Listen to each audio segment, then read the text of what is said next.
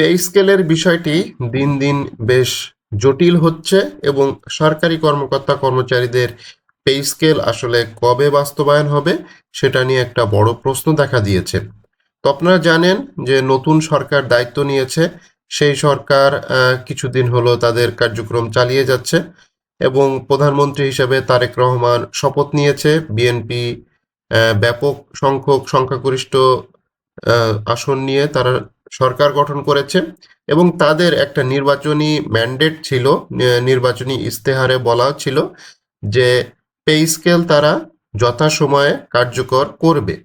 প্রধানমন্ত্রী তারেক রহমান তিনি এই বিষয়টি নিশ্চিত করেছিলেন, অর্থাৎ ভোটের আগে সরকারি কর্মকর্তা কর্মচারীদের তিনি একটি প্রতিশ্রুতি দিয়েছিলেন যে যথাসময়ে পে স্কেল বাস্তবায়ন করা হবে।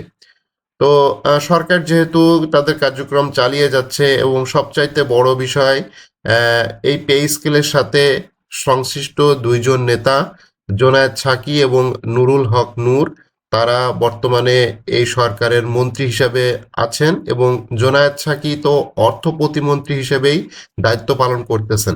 তো এই জিনিসগুলো খুবই গুরুত্বপূর্ণ, যেহেতু তারা দীর্ঘদিন পে স্কেলের দাবিতে সরকারি কর্মকর্তা কর্মচারী দাবি আদায় ঐক্য পরিষদের নেতাদের সাথে ছিল, তাদের সাথে যোগাযোগ রয়েছে। তো তারপরেও এখন দেখা যাক, তাদের দিকেই মূলত এই কর্মচারীরা তাকিয়ে রয়েছে, বিশেষ করে জোনায়েদ সাকির উপরে বিশেষ করে তাকিয়ে রয়েছে সবাই, যে তিনি যেহেতু অর্থ প্রতিমন্ত্রী হিসেবে দায়িত্ব পালন করতেছেন, তো অর্থ মন্ত্রণালয়ের মূলত এই সকল কাজ পে স্কেল বাস্তবায়ন করা। তো পে স্কেল বাস্তবায়ন চেয়ে আলটিমেটাম দেওয়া হয়েছে এবং নতুন কিছু কর্মসূচি ঘোষণা করা হয়েছে, অর্থাৎ বাংলাদেশ সরকারি কর্মচারী দাবি আদায় ঐক্য পরিষদ নবম পে স্কেলের দাবিতে আলটিমেটাম দিয়ে নতুন কর্মসূচি ঘোষণা করেছে। শুক্রবার সংগঠনের সদস্য সচিব অর্থাৎ গত শুক্রবার মাহমুদুল হাসান ও মুখ্য সমন্বয়ক মোহাম্মদ ওয়ারেস আলী স্বাক্ষরিত সংবাদ বিজ্ঞপ্তিতে এই তথ্য জানানো হয়। বিজ্ঞপ্তিতে জানানো হয় আগামী 15ই মার্চের মধ্যে দাবি না মানলে 28 মার্চ নতুন কর্মসূচি ঘোষণা করা হবে। অর্থাৎ আগামী 15ই মার্চের ভেতরে দাবিটা মানতে হবে, অর্থাৎ পে স্কেল বাস্তবায়নের কার্যকরী যে পদক্ষেপ সেটা নিতে তারা বলতে চাচ্ছে।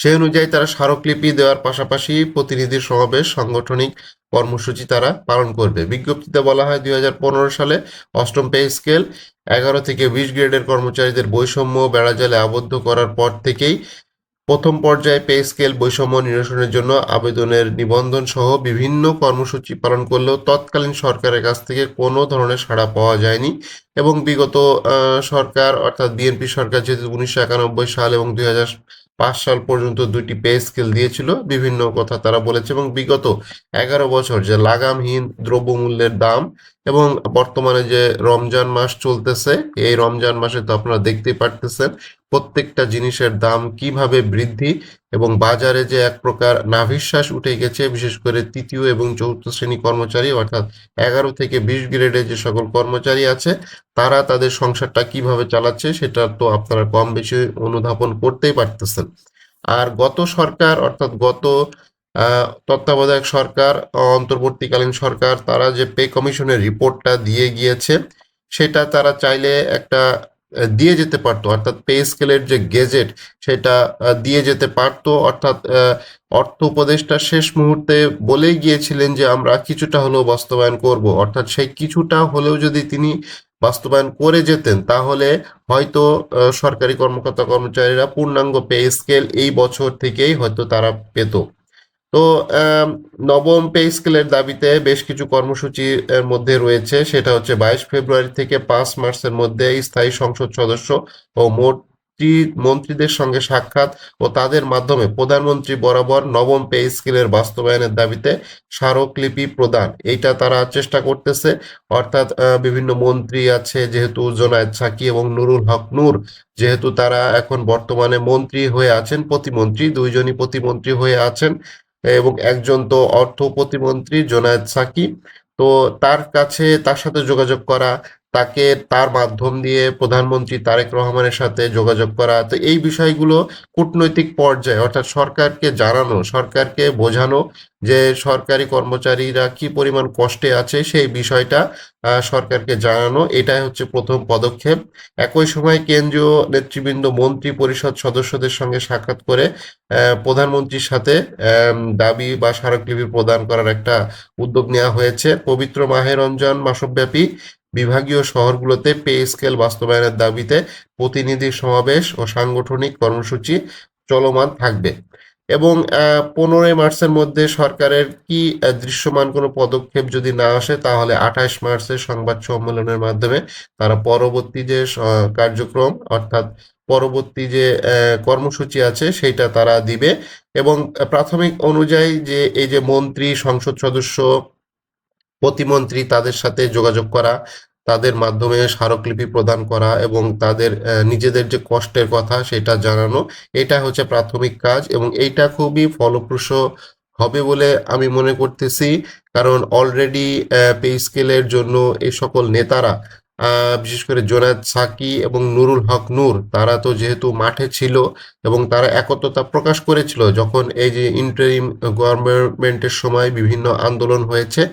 তো সেই বিষয়গুলো তারা অবশ্যই জানেন, বোঝেন।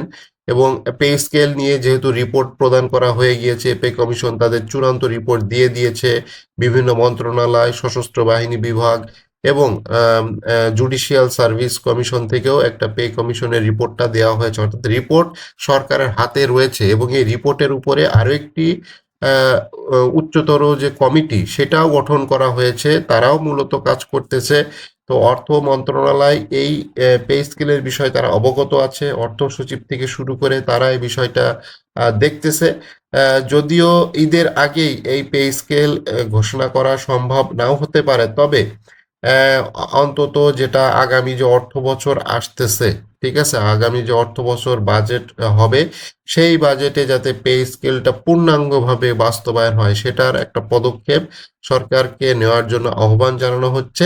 এবং সরকার অবশ্যই এই দৃষ্টিতে রাখবে। এবং যেহেতু বিএনপি সরকার নির্বাচনের আগে বলেছিল যে তারা সময় মতো সরকারি কর্মকর্তা কর্মচারীদের পে স্কেল বাস্তবায়ন করবে, তো এইটার জন্য দেশের যে 22 লক্ষ সরকারি কর্মচারী আছে তারা অধীর আগ্রহে বসে আছে কবে পে স্কেলটা হচ্ছে। এবং যেহেতু জিনিসপত্রের দাম খুব বেড়ে যাচ্ছে দিন দিন, খুবই বাড়তেছে, বর্তমানে তো অবস্থা খুবই খারাপ।